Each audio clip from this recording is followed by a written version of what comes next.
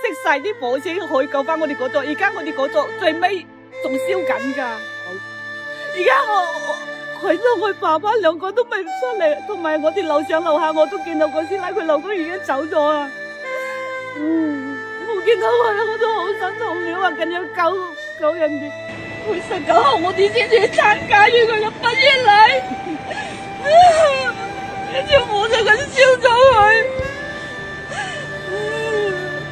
我睇到佢啲相，我好心痛啊！不斷求救啦，幾十次求救咗幾十次啊，到而家仲未救到咯。消防員由凌晨打俾我，不斷話我哋派人上去，但係都仲未話救到出嚟。啊，起火起得好快，10分鐘已經個走廊滿晒煙，佢走唔到出嚟。之前有冇聯絡到佢㗎？直至尋晚7點都聯絡到，佢叫佢頂住，跟住冇啦。係啦，聯絡唔到咯。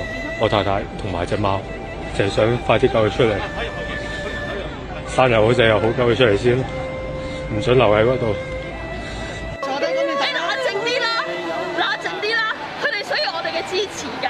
你全家人都喺入邊，我知道啊，個個都係我屋企人都係啊，全家人喺入邊啊，打唔通電話，我屋企係問題啊。